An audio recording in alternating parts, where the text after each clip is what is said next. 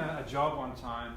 It was a corporate job, and there was this young man who I spoke to at lunchtime. It was lunchtime, the lunchtime break of a corporate job, and you could see visibly through the morning that he wasn't there. He was sort of dissociated from the experience, and looking out the window and sort of fidgety and so on and so forth. So I spoke to him at lunchtime and asked him if he was okay, as you do, as one does.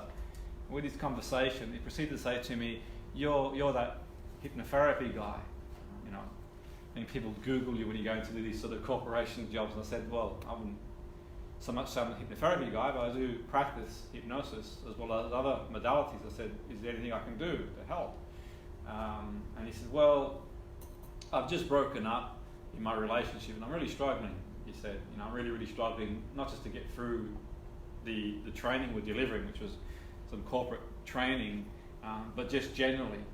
And he said, "Is there anything you can do?" I said, "Well, what do you propose I do?" He goes, "Well, if you're the hypnotherapy guy, is there a way you can just wipe my mind clear of this, this person that keeps coming into my mind?" And I sort of thought to myself, well, how's the best way to answer this question? And I said, well, you know what?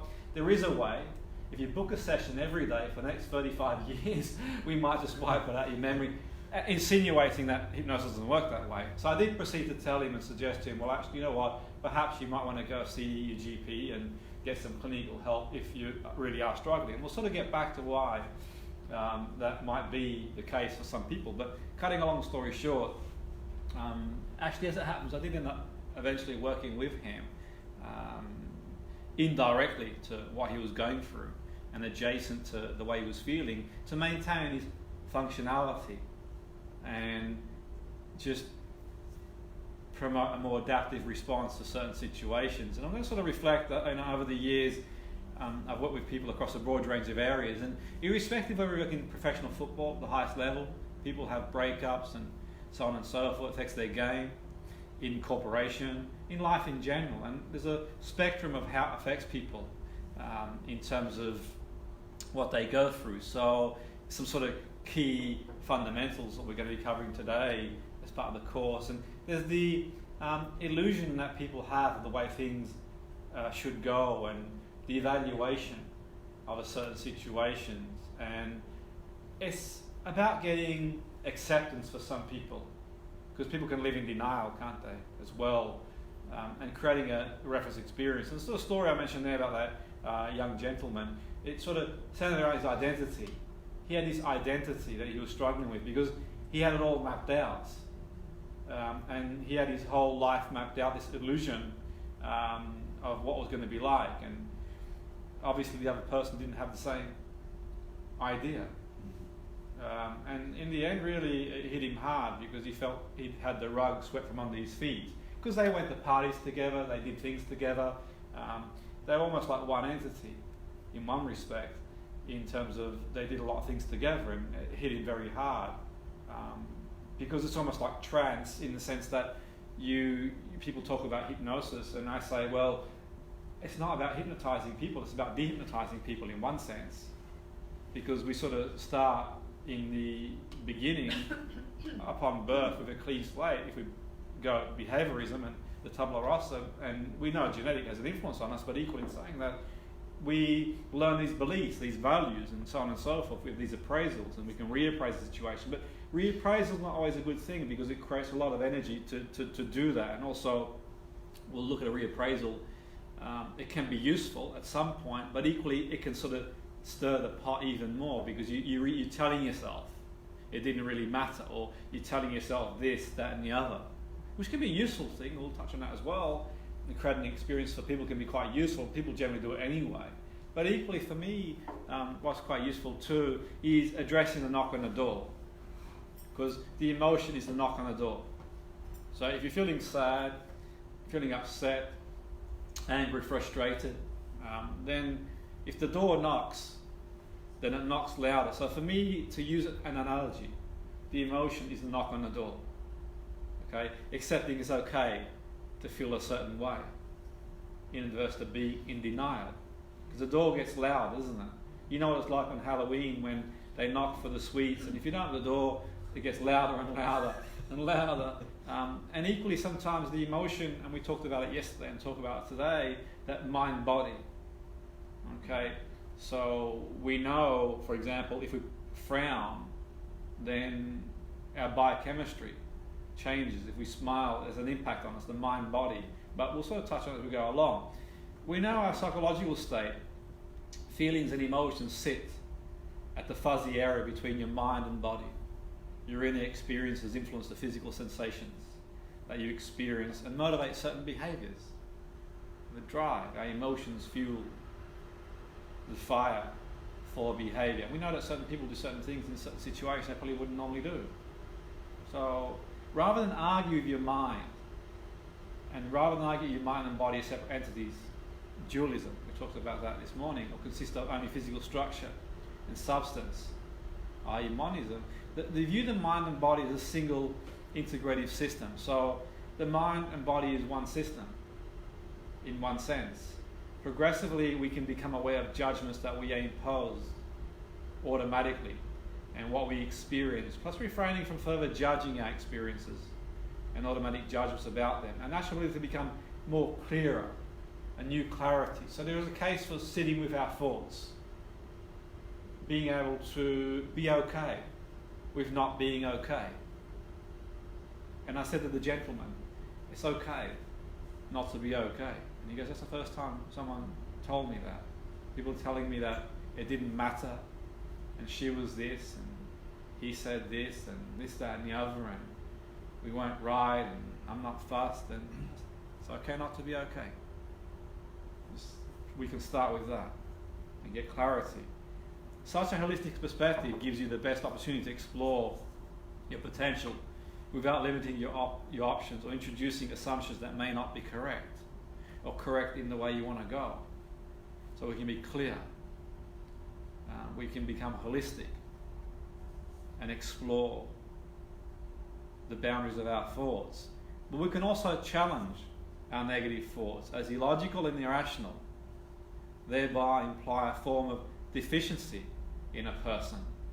Now, I'm going to touch on this module and talk about challenging our thoughts, but equally how we challenge and who challenges and what they challenge is really important too, because that implies there's something wrong with being upset. Now, another gentleman I'd worked with in a different situation who had been married for a long time, and that sort of came to an end after 30-something years, and this wasn't, in his words, just a summer romance in one sense, not that obviously one can compare notes, but he felt completely devastated and went really maladaptive in more ways than one, and he went down the road of challenging the thoughts, and it is what it is.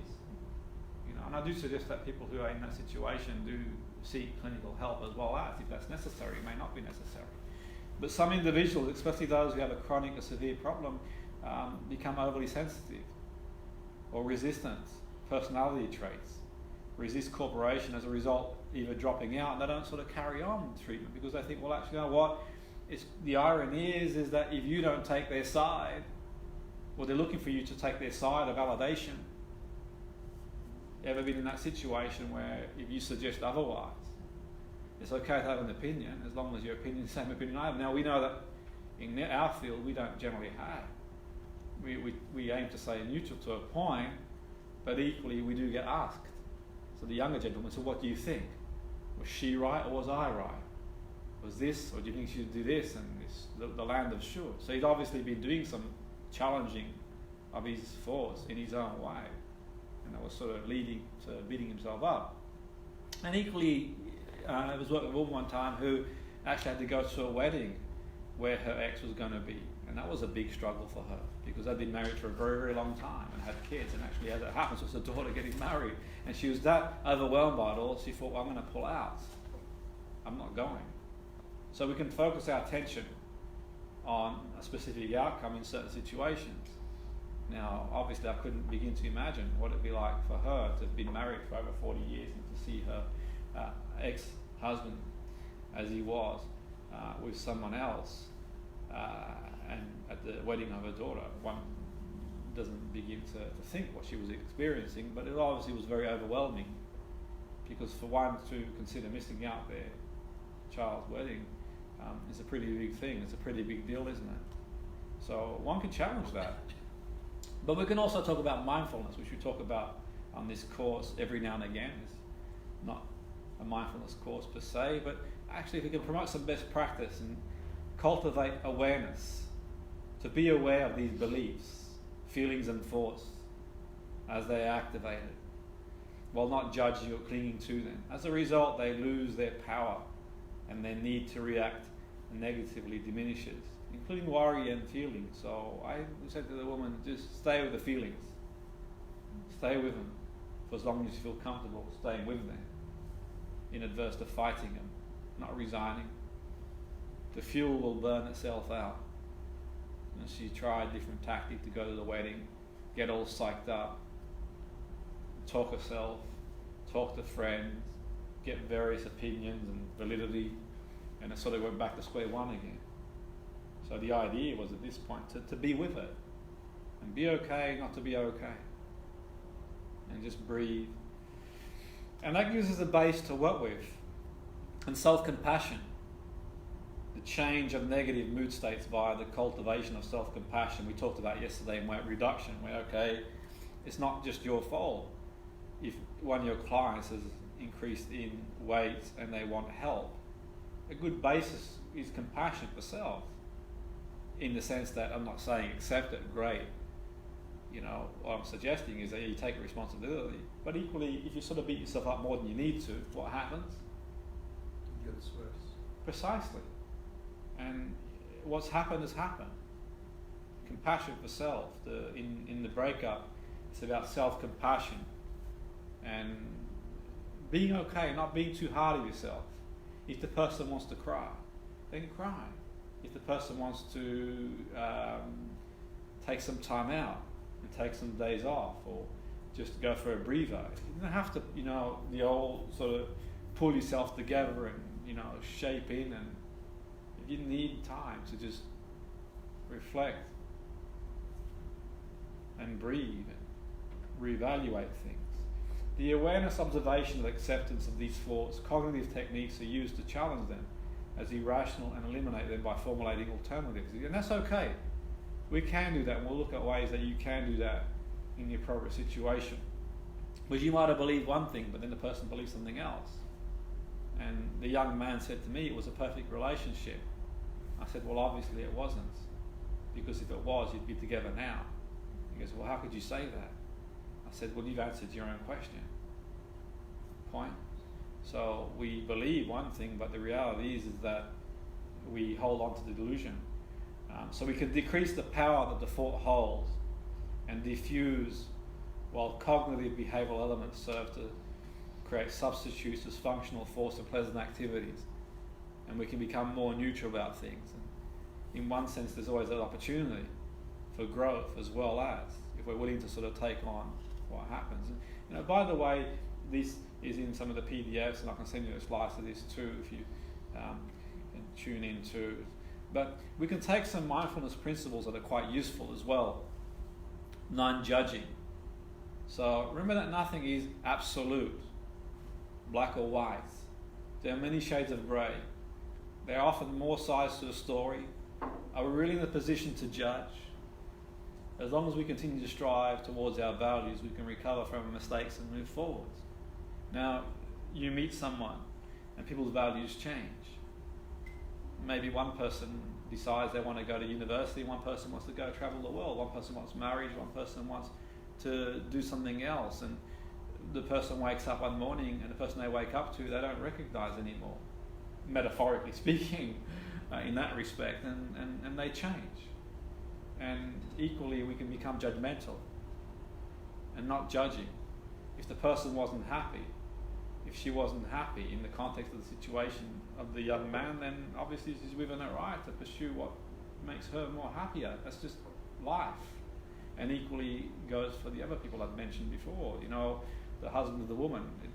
If it's not working out, I'm not advocating it, by the way. Certainly not advocating it, but what I'm suggesting is that if someone's not happy with the other person, is it really doing the person any favours? Is it worth keeping something captive. If one is not happy, then they're not happy in that situation. Then you can keep them in the cage. But equally saying that is not entitled for the person to find. I'm not making the rules here. I'm just saying there's no absolute black and white in that respect. Patience is a virtue. To be patient and wait for things to assume their own rhythm. You'll be surprised that everything ebbs and flows as it should.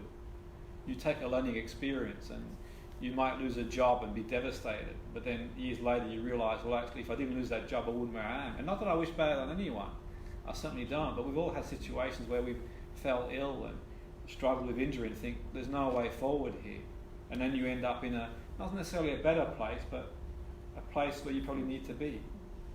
And you wouldn't have been there. And the same applies to relationships, one more thing. In terms of, it might be tough, and it is tough, but if you can just be patient, hang in there, you might meet someone more suitable, or you might not. Who knows what life's about? No one knows. But life goes on, and if we can be curious and an open mind in the cornerstone of learning experience, never assume you've nothing more to learn. What can one learn? So what did you learn? And in the case of the young man, it was about what did you learn? He learned more about himself. In the case of the woman in the wedding, well, she learnt a lot. And one thing she did learn is that she had an opportunity to just reinvent herself, and she did do that. And from coming to see me about going to a wedding and finding the mental state to go to the wedding, it was a whole new path of discovery. She enrolled in a course, not one of my courses, by the way. She'd enrolled in, I didn't sell her one of my courses. She'd gone back to studying again in academia and travelled and had a better relationship that she ever had with her children before, because they became so much more close as a result. One's not saying that it's either good or bad, but we're just willing to sort of hang in there and get curious in these circumstances. And I'm giving a bit of philosophy here, because I think philosophy goes a long way to helping people finding meaning, and they might have a different philosophy that they turn to a different meaning. But I think acceptance is be willing to see things as they really are, and accept that everything is not under your control or responsibility. Be prepared to make the best with what is available to you, and that growing and learning is a perpetual process. So none of the people I spoke about actually chose to be in the situation they were in, albeit some people would argue that they may have done subconsciously, but we'll leave that story for another day. But the point being is that as long as they're not willing to accept the situation for what it is, what's going to happen, do you think? It's going to prolong it. We can be in denial. She was perfect, he was perfect. We had our retirement to look forward to together. We had our lives to look forward to together. We had this, that and the other, and I can't believe she left, and I can't believe he left, and all these things go on, and they promote rumination. And we know what rumination leads to. In some situations, it can lead to depression, rumination, because we're stewing over it in our mind. And then we're willing to accept. But equally, if one's goal is to go into a relationship again, it would make a lot of sense to get closure on some level. Because whilst you're looking back and you're thinking about what happened in the past, there's no room to move forward in the future, because you're so engrossed. And the young man said to me that he had an idea to go into another relationship, and I said, well, perhaps prior to going into another relationship, you want to learn about yourself more, get some growth, rediscover yourself, and be willing to be on your own to the point that you know yourself, because the person you're going to live with the most in life is yourself. You're not going to spend any more time with anyone else other than the person, which is you. Get to know you, learn more about you, because you just go from the fire to the frying pan, and you take your beliefs and your values, and you have this expectation of a certain situation. And anyway, he was really angry and bitter and resentful about the situation, and it was rightly so. There's not a problem with being that. But equally, when he suggested he wanted to go into a new relationship, I said, what sort of person would you like to find? someone happy, positive, upbeat. I said, you're the extreme opposite of that at the moment. So you're not the happiest person to be around. Not undermining that and saying that you shouldn't feel that way, but equally let the cloud go. You're setting rules, other people. So letting go, holding on to things disempowers you. Letting go resumes natural order, which relieves the stress and burden on you to feel responsible for everything, even though things that you cannot change. There are things you can change. There are things that you cannot change. There are things you can do. There are things you cannot do. There are things that are your responsibility. There are things that aren't your responsibility. It's just life. But let go of the things you can't control and do what you can with the things that you can. And letting go is a powerful process, and it can be a tough process, because emotions are like waves, and you know that emotions are emotions because they're constantly in motion. But if you try and swim against a wave, it's pretty tough, isn't it? Against the tide. And you can just ride the wave, and ride the wave, and let it take you. And that's easier. Just like a kayak, for example. If you're going to try and use the kayak upstream, it can be pretty tough. So you sort of navigate and find a way around it. And whilst you're doing that, you're doing what you do, and you're aware of what you're aware of. So it could be the most beautiful day. The sun is blue and the water's pristine and you're kayaking. But because you're fighting against the tide, you don't see any of that. So you don't enjoy what you can enjoy, because you're so focused on this battle that you've got. Okay, so responses to emotions are usually subdivided into emotional reactivity and emotional regulation. Our responses, we can respond or we can react. Okay, and I wouldn't be too concerned about because we've got all that on PDF, and you can have the thing, but we can act out of impulsivity. We can do things that we don't normally do in certain situations. If we do that too often, is that a good thing or a bad thing, do you think? Or we get into that kayak and we're just battling away. We're battling away. Okay, and if you bottle a fizzy pop, what happens eventually if you shake and you open it? It's not good. So you can suppress the emotion, you can reappraise it, but it's not always appropriate to reappraise a situation in certain situations. But we know by reappraising things, we reduce activity in the limbic system, which can be a good thing to a point. But we know suppressing things is not a good thing, because it's going to manifest somewhere else. And if you get a chance to read some of the work from Jon Kabat-Zinn, I like Jon Kabat-Zinn's work. I believe in my infinite wisdom that Jon Kabat-Zinn was very heavily influenced by Zen. And Zen first beginning as Chan in China.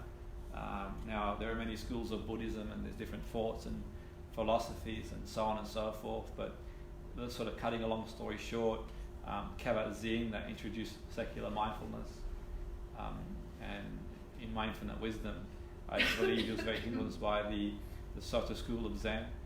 But anyway, cutting a long story short, Zen being, just being at certain points in our life, accept every emotion as it is, without judging it as a positive or negative. So I don't feel very good today for whatever reason in the morning, then okay, just be with it. Just be with it. And live with it. I might feel great, and be with it. And be with the emotion and flow like body sensations. The emotions can turn into feelings and in moods if we get stuck or caught up in it. So the emotion, which is like a fleeting glimpse, a passing glimpse, then turns into a feeling. And the feeling is more prolonged, probably a bit less intense, because the emotion is the warning signal, the navigation. The feeling is a little bit more prolonged and less intense, and the mood is probably even less intense and even more prolonged. And we get into a state.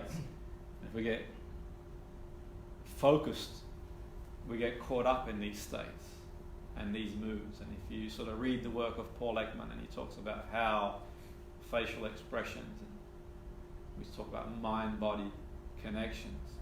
But back to this, emotions arise in response. So they're short-lived and they're intense. For the benefit of what we're covering today, we're going to sort of classify the emotion being short-lived and intense. Although we fix our minds on them, when they become the surface, they lengthen in duration and become feelings. So if we think emotion, we can think short-lived and intense. So someone violates one of your values, and you have this sort of short feeling. And then we fix our mind on it, and it lengthens, it becomes a feeling. Okay? Feelings are patterns, and they emerge over time, shaped by predominant emotion, the ones that we are unable to let go. Okay? Unable to let go. The feeling can be triggered unconsciously, and the feeling is more abstract or milder. Nothing specific. We don't recall the cause. The fixation on the feeling becomes a mood, and it influences our behaviour and how we feel and what we do. Now, I mentioned somewhere in between the other gentleman who I'd spoken to, who was in a breakup. It'd been a long time since he'd broken up, and he felt a certain way and was carrying that feeling within him. And I asked him one time, I said, how long has it been since you broke up? And he goes, it's been over 5 years. I said, wow. And how do you feel? He said, I feel like this, and I feel like that, and so on and so forth. And it'd been a time. So perhaps time isn't necessarily healing, in the sense that perhaps we have experiences in the time that we have, but equally, if we sort of focus on our feelings for long enough, that are shaped by our emotion, and we're able to let go of the feeling, and it gets triggered unconsciously. So you see someone that looks like someone, or you hear something, or you're just triggered by someone walking, or perhaps someone's wearing perfume that's similar to the perfume or aftershave, and we know that goes straight to the amygdala, and that triggers a response. Or a song, exactly. Precisely. And a mood is a mild experience of an emotion or a feeling. So we can think of emotion, feeling, and mood even milder still, but it's more sustained. You get to these calcified moods. Angry mood. Resentful mood. Some people are resentful about being resentful, and if they're not angry, they're angry about not being angry. Okay, and we try and analyse and dig deeper. And perhaps you wake up in the morning and in this mood, you don't know why you're in the mood, we're just having some lunch and in this mood, and so on and so forth. And it's like the kayak in the stream, where you got a beautiful sunny day and it's a great experience, but then there are going to be days where it's not so sunny. And when it's not so sunny, and if you're not focusing on a good day, the birds singing, the blue sky, the beautiful waters, when it's a tough day, well, how do you handle that on top of everything else? Because you know the mood that you're in is going to influence how you handle certain situations. So you start to take out your problems on other people, and you start to get angry at people and the world, and you start classifying. All men are like this, and all women are like this, and all people are like this. And yes, they are innate structures. I do agree in primal behaviour influencing the way we are. That's another story for another day. But we can get personal, or take things personal, and realise it just is. It just is the way it is. It's a vicious circle, isn't it? So awareness of physiological, in a similar way that if we stub our toe or hit our funny bone, of our emotions, our psychological emotions that are transient in nature. See, no feeling lasts forever. The song doesn't last forever, but the song can remain the same. In Buddhist teachings, the main causes of suffering, in a nutshell, attachment, aversion, and confusion. Confusion that is caused by perceptions of an appraisal of the situation, how things are, our distortions. Well, I believe one thing, but as it happens, that wasn't necessarily the case. So in the case of the young man, well, obviously the person he was with didn't believe that the relationship was the way it should be. His rules were his and hers were hers. Okay, and had he carried on being with her if she was unhappy, is it not doing both a disservice in one sense? Now, equally in saying that, I'm not suggesting people don't seek help in those situations, but she'd obviously moved on and he had a lot to live and do. And we can accept that life is about suffering. Okay, life will bring you pain. It's a given.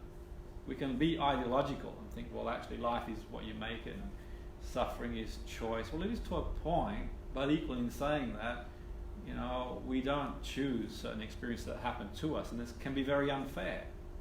It is unfair, absolutely. But if we start taking sides, we're fueling the fire, and we can get too attached to things as well, and rather than be our own entity, and our aversion, not wanting to face up to certain things, and we suppress things. We can sort of let that come to the surface and observe our reaction or reactive emotional patterns and thought habits reinforced by the sense of self, the narrative, the sense of self, the I can't believe you did that to me. Me, I.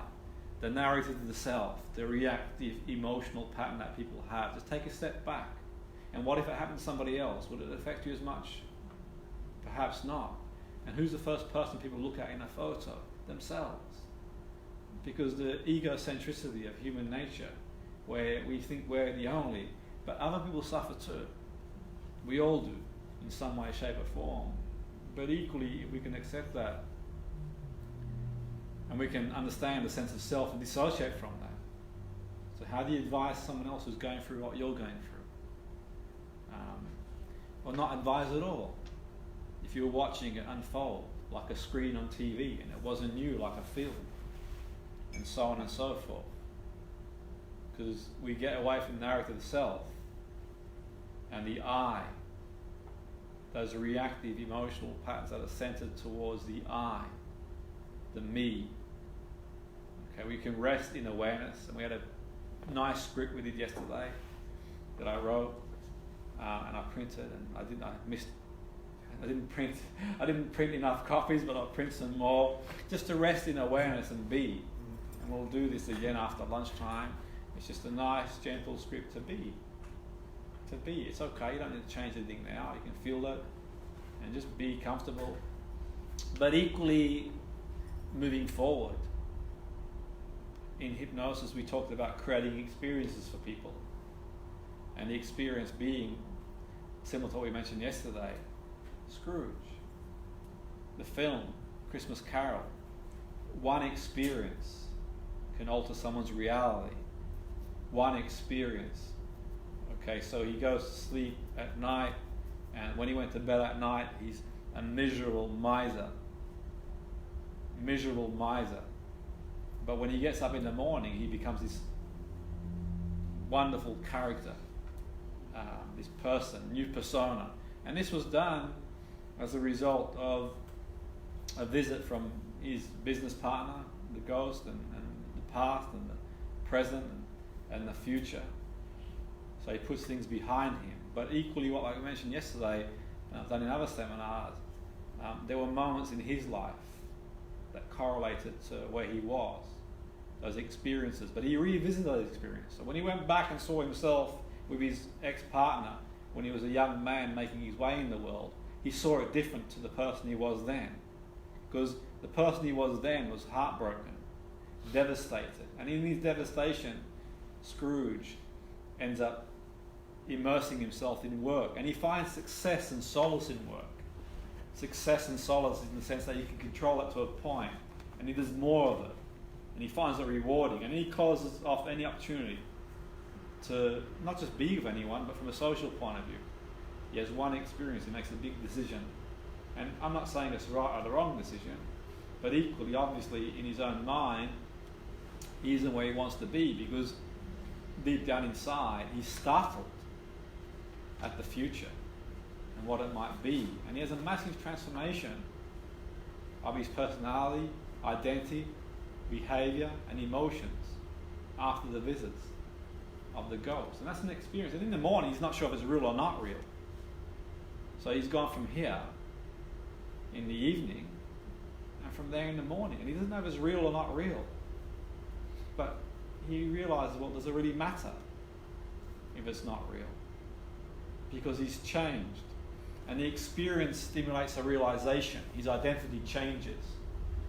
He defines who he is as a psychological social effect, resonating with the medium of communication for his experience and alteration of states. So in the case of the young man I spoke about earlier before, eventually we would look at experiences that he can do for himself to create an experience for him that changes that one's identity, how we define who we are impacts our behavior.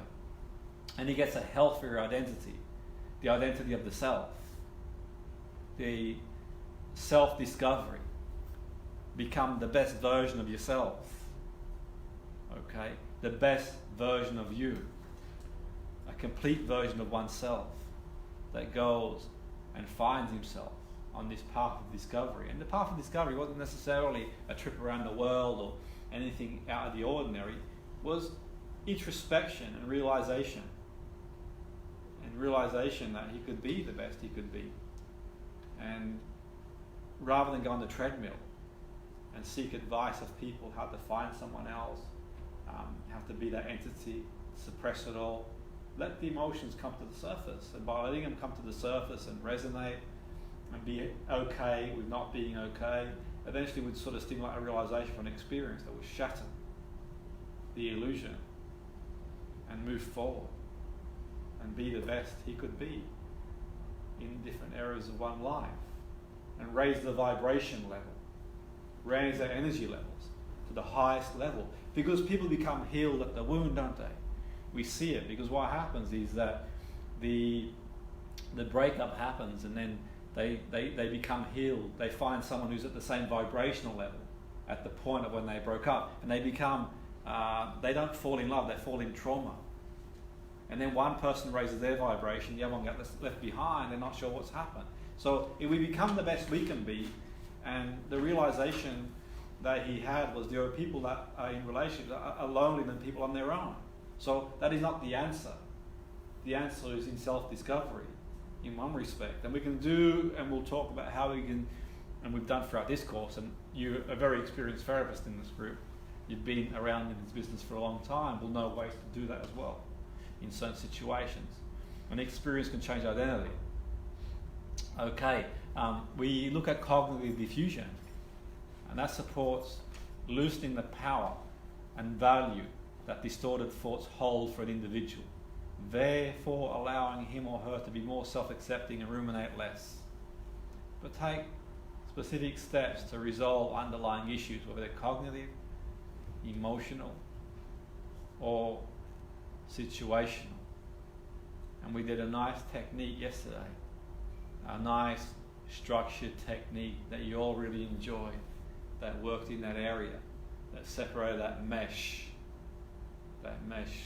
between our thoughts and feelings, behavior and physiology. And we know, and I talked about this on day one, the Kendler study around identical twins, and we know that it's gene-environment correlation. And it's a really significant study, because in that, if you read the paper, the 210 paper, you'll see that two twins can be born. And one twin goes on to behave one way and do one thing, and one the other. So genes environment. And one time I was at a seminar, and the motivational speaker said, why is it in one family one person becomes one thing, one the other, one successful in the same roof, in the same family? And me hesitantly sticking my two bowls with it, and I said, well, perhaps they've got different genes. Perhaps they interact differently with the environment. But perhaps parents treat different kids in different ways too. And he thought, I'm not going to ask you that question no more. You blow me out of the water. But there's that possibility, because we know that a romantic setback seems to be one of the significant causes in twins that has a correlation to depression, as well as other life events. And if that's the case, then we can be aware So certainly in the situation I talked about earlier, you look at the signs. Because if it does manifest into depression, then we talked about in the model in the first day, if the person is at risk themselves, withdrawn, feeling hopeless, and they're giving away possessions, doing things they wouldn't normally do, and they're talking about, their life, and that's when it becomes an escalation. And there are organisations to support people in the situation. So the GP makes the initial assessment and discusses treatment options. So equally, if someone is in a situation where they are, it's suggesting to them to get professional help as well. It might be a good idea. Community mental health support teams, crisis teams, emergency services, they're really at risk. Okay, because the idea is to keep safe, and we know the impact that can have. Not the only thing that can have an impact, but equally, we talked about this on the mental health awareness course, signposting people where to get help, GPs, crisis teams, A&E, charities, and so on and so forth. A crisis team can offer medication support after a discharge for a short stay in hospital, and signpost other services. Not suggesting that everyone who's in this situation is going to need and require that, but there is a chance that people can. If they do, if you're not equipped to deal with that, then it's always good to refer or get them to look at their options. Okay, like the NHS, like 111, okay, like Rethink Mental Illness, like Samaritans, and speak to someone and not suffer in silence, because someone could be sitting there on a day, and it could be Christmas Day or their birthday, or it could be just overwhelmed by things and they need someone to talk to, and there are outlets to do that, like Samaritans, and just a listening ear can help someone. Minds, that's things we talked about in the course on the first day, because we can help people in the way we can help people, but equally in saying that it depends on where the person is, and the idea is behind suggesting this is that in certain situations people may need help more than we can help them. Okay, so we look at reappraisal that we talked about. Reappraisal requires a lot of metabolic energy in the brain. So if you take one positive, if you take a negative judgment and then take a positive from that, you've already consumed a lot of metabolic brain energy to do that, to diffuse that thought. So reappraisal can be useful, but it's not always appropriate in every situation, but it could be eventually, at some point. We're not saying that the positives are wonderful, great. We can think one positive. And one positive could be, in the case of the woman I mentioned earlier, one positive was, well, actually, you know what? She did have a lot of time left to reinvent her life. And maybe if things weren't the way that she thought they were meant to be, then there'll be something else. And hence that leads into a cascade of reinventing herself in one way, but enrolling on studies and travelling and doing things that she wouldn't have done in the situation she was in. So we can take, in essence, something good out of something bad, if you want to call it that, if you want to put a judgment on what it is. But we know from the point of view, it's our beliefs around the activating event and the consequence of situation. So we can assess our distortions when it's appropriate, and if it's appropriate. And these are some distortions put together by David Burns, if you ever read his book, The Feel Good Handbook, the CBT, David Burns. And these are based on the back distortions, and there are more than 10, but David Burns defines them as in and around 10 in his manual, and they're useful in the sense that not to sort of label people's thoughts to the point, but get an idea where sometimes we think in a certain way, and we mentioned earlier, from the point of view of our thoughts, become distorted and delusion, and we see things the way we want to see things. There's nothing good or bad according to Shakespeare. It's thinking that makes it so. But equally in saying that, before Shakespeare, those Greek philosophers got there first. Epictetus said something along them lines. I believe. Not that I was around then. I'd like to have been around then, and I think that would be a good career path for me, a philosopher. I'd love to sit around the Greek islands and fish all day and sit around and just think about life, how eat salad all day. That'd be a great way to go. But, you know, the point being is that it's our interpretation of the situation. It's our thoughts, because there's no two people the same. One person might have a breakup in a relationship and their thoughts might be great. I wish they'd gone earlier and excited and go out and party, and, you know. One person might be devastated and not go out the front door and think, I'll never meet anyone again, I'm doomed, and behave erratically, and it affects their physical sensation as well. They, you know, see someone who looks similar situation, but one person might be more neutral. But it might be a little bit too much, a bit of a stretch to get someone who's on one extreme to the other extreme. So it might be that we sort of, within the spectrum, the goal is to nullify, to get more neutral and more philosophical about things, and think, well, actually, you know what, we can think, and we can look at what their appraisal is. So in the case of the young man, his appraisal was they were perfect together. And we go back to the distorted thinking, you know, he was like, okay, I'll never meet anyone like that again. We were perfect together. We used to have so many great times and had so many great experiences.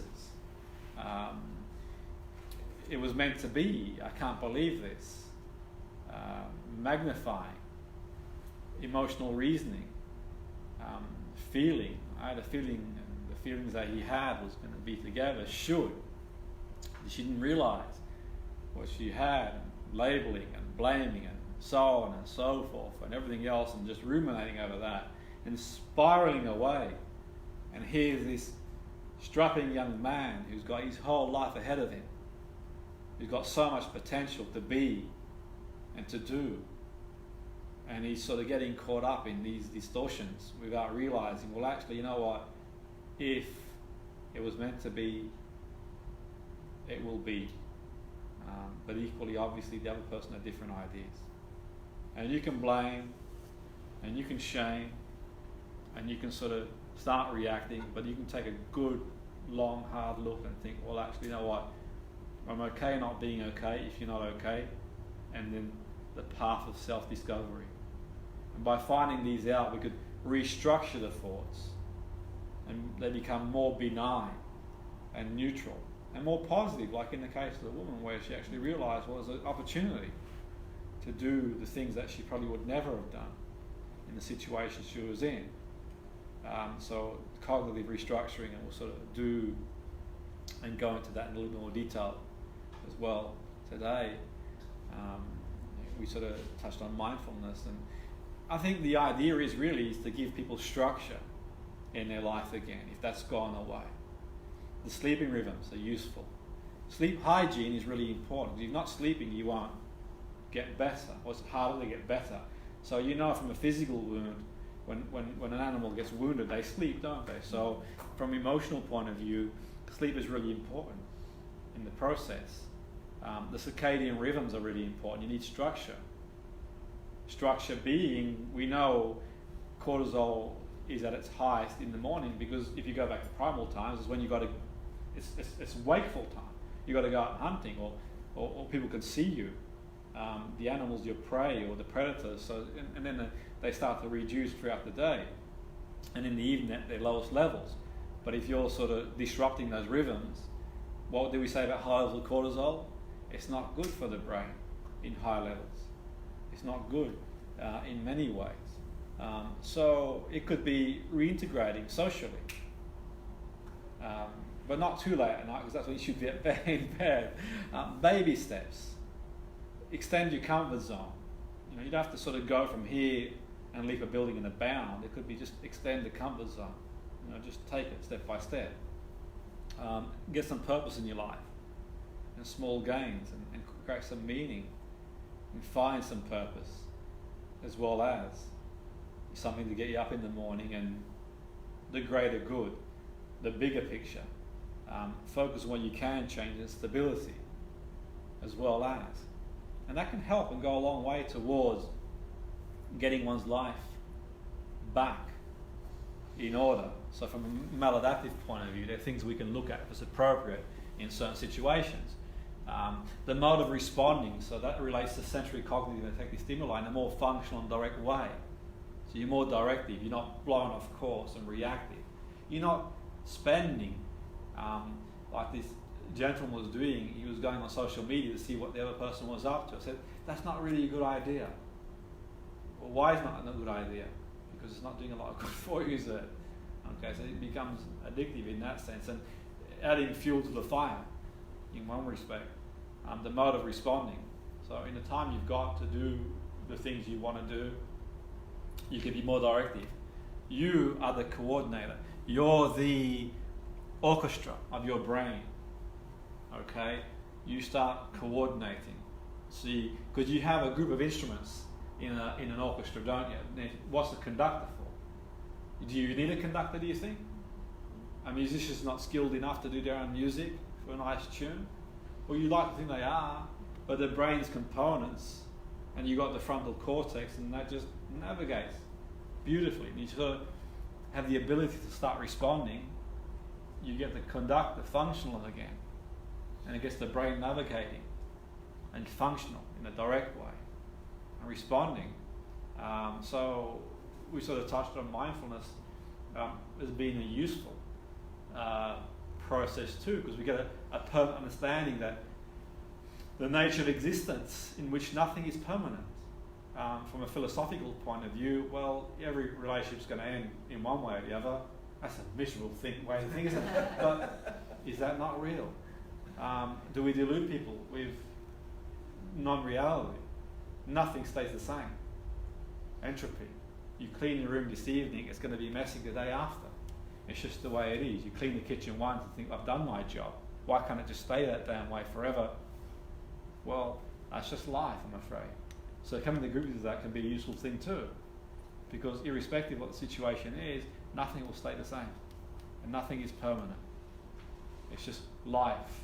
And nature will take its course. So that can free you, and you make hay while the sun shines. And what's good or bad, and what's bad or good, doesn't really matter. You know, the fact that he had a relationship, or they had relationships, and some good moments within those relationships for a long time, eluded them. So perhaps being grateful for what one has and letting go what they don't have, and thinking, okay, it was what it was. I'm okay with being. From the point of view that a reduction and in the salient narrow focus on the reward. So we're not thinking in terms of just trying to find an outcome to every situation.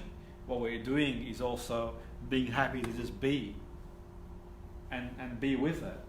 So for me, it's finding a balance between the three. To be, to create experiences, but also to reevaluate and reassess where we are. And not focusing on one more than the other, only focusing on what's more appropriate at certain times with certain people in certain situations going forward. But we will, after break, have some practical stuff that we can do on top of what we've done so far, which will sort of give the opportunity to put practical stuff out there to help people in situations where they are generally stuck. And if we're in that place, it's not a good place to be. On a positive note, the three people I've mentioned are all doing better, if we can use the word better, being. They've all gone on to find their own path. The woman I talked about actually got a very functional, full life now. In her words, not my words, a more fuller, functional life than she could ever have imagined ever before. The young gentleman's gone on to become a very high-powered business person, still on his own, but very happy on his own, doing very, very well. A big company, so credit to him. The other guy I mentioned, he sort of found his own path. He's gone back into a relationship, and he had this realization that he wouldn't have met the person he's with now if it wasn't for what had happened then. He didn't think that would happen. So it ended in that way. So I thought I'd close those loops from those stories. But equally, life, it's not about being Pollyanna. It doesn't always work out the way you want it to work out, I'm afraid. And life isn't, all we mentioned earlier, where we know we've overcome challenges in the past, and we know we'll overcome challenges in the future. So it's digging deep in our own resourceful states to move forward and go from there. And I think that adding a bit of philosophy can go a long way towards, and whatever that philosophy is for you, and that philosophy can be something that sort of works, that you find more useful in your own way. For me, when it comes to a philosophical view of seeing the world, I tend to dip into Buddhism. Not Buddhism in the way that, Buddhism in the way that you sort of cherry pick what's right for you at this point, and the realization. From an existential point of view as well, I look at life as being this sort of meaning, because there's a danger of becoming nihilistic. And when you become nihilistic, then nothing means anything anyway. Well, why even bother? And you could make a real strong case for that, by the way. You could make a very strong case for nihilism, because no one has the answers. Nothing means anything the meaning you give it. However, we do have a fine line in terms of knowing what's right or wrong. So when you see stuff in the news and injustice in the world, you're not very nihilistic then. So the reality is that we can sort of get existential as well as, and think, well, we'll create meaning and purpose and put our existence to good use in the best way we can. That can be a positive way too. So on that, we'll go to lunch. On that wonderful, happy note, we'll go for some lunch. If we come back at 1:30, please make sure you come back, guys. You've got to come back. If you don't come back, I'll come and find you wherever you are. No, we'll have a break for lunch. We'll go from there. So the decompression. Yeah.